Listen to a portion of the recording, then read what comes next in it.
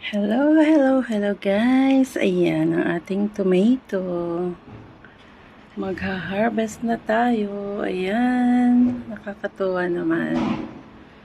So ayan, may hinog na po siya. Yung isa ay hindi pa gaanong hinog. Tapos itong isa naman ay red na siya. Pero hindi ko pa siya kukunin kasi medyo green pa siya. Hindi pa siya buong pulang-pula. So, ayan guys, nakakatuwa. Ang daming bunga. Talagang nahihinog na sila. Nag-uumpisa nang mahinog yung ating mga kamatis. So, ayan. Update ko lang kayo sa ating kamatisan. Ang mga mahilig magtanim dyan, ayan. Yung sa akin. Okay, kinabangan na. Hindi ko na kailangan bumili muna ngayon ng kamatis kasi mayroon na akong maha-harvest. Dami ng bunga. So, ayan to nakatago. Bago pa lang itong nag-umpisang bumunga. Hindi kasi sila sabay-sabay na bumunga. Kasi yung iba late ko lang itinanim. So, yung mga may hinog lang yan. Mga nauna ko yung tanim. Tapos ito pa, may babagong lumalaki. Pero, na siya, may mga buko na rin. Ayan, may bulaklak na rin sila. So, ayan, gumaganda na din yung ating, kangkong. Ayan, gumaganda na ulit. Nasa panahon niya tayong kaya pangit, palagi siyang tutubigan kaya gumaganda na ulit. Meron na tayong ma-harvest ulit. Yung ibang yan, yung nakatanim dyan ng sili, namatay gawa ng pusa. Kinakalkal nila yung lupa at namatay na kasi dinudumihan nila yan. Mga pusang gala. Sinisira yung aking mga tanim.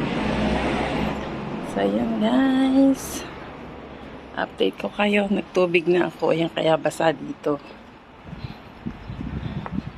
Tapos yan ang ating lemongrass.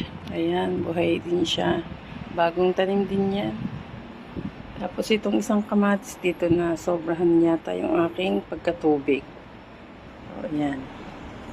Hindi siya maganda. Pero may bulaklak na siya. May bunga din. Tapos eto, ayan. Dami siyang bunga.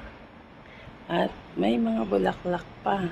So, ayan nakakatuwa naman. Malulusog na sila.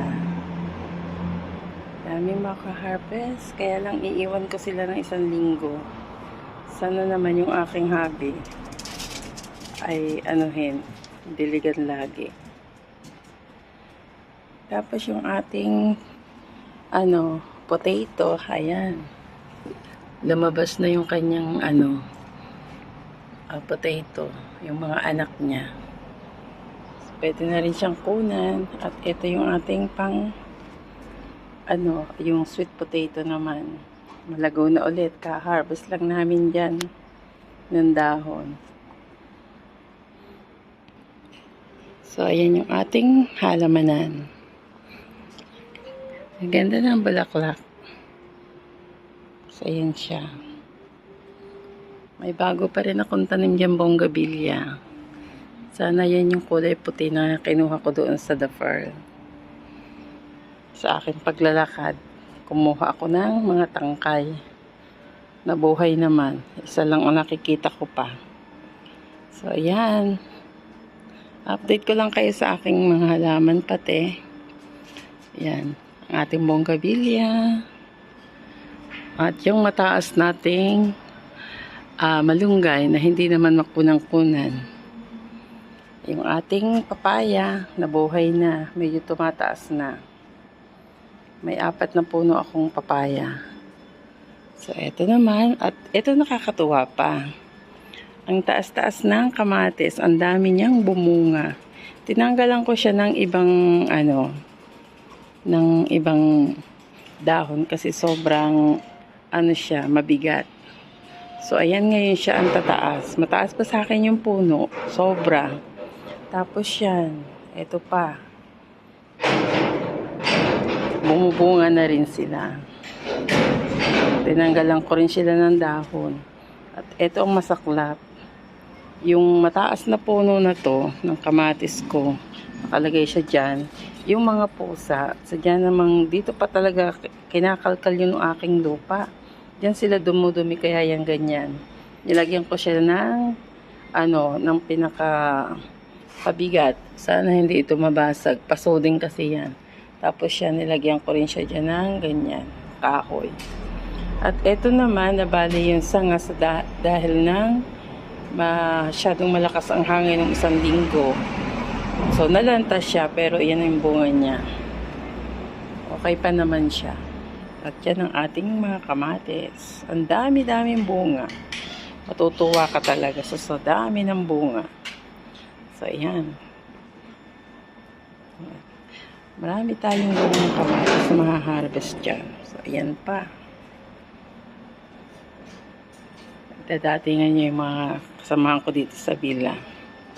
So, ayan. Yan yung mga pinagtaniman ko. Pinutulan ko ng dahon. Tapos, diyan ko rin inilagay. Kasi nga, kinakalkal ng pusa yung lupa. At diyan sila nagpo-popo. So, ayan lamang guys. Ang aking mai-share. At yan, ang ating palamuti sa bakod. Gustong gusto ko yan kasi ang daming bulaklak. Pag umaga, maraming ibon dyan. Kaso hindi ko na sila inaabutan. Kasi maaga akong umaalis. Ayan. Tapos siya na. Ang daming dumilipat na honeybee. Gustong gusto nila itong yung mga bulaklak. So, ayan naman guys ang mai-share ko ngayong araw. At maraming salamat po. Happy ako dito sa aking mga kamatis na sobrang dami ng bunga. Sadya namang hitik. Nakakatuwa. So, ayan guys. Maraming salamat po sa inyong lahat. Sa lahat ng mga nanonood po ng aking ina-upload na videos na sumusuporta po sa aking channel. Kay Bin Malandicho Vlog. Ako po itaos po sa papasalamat sa inyong lahat. Maraming salamat po ulit sa inyo and thank you for watching. Bye everyone. See you in my next vlog.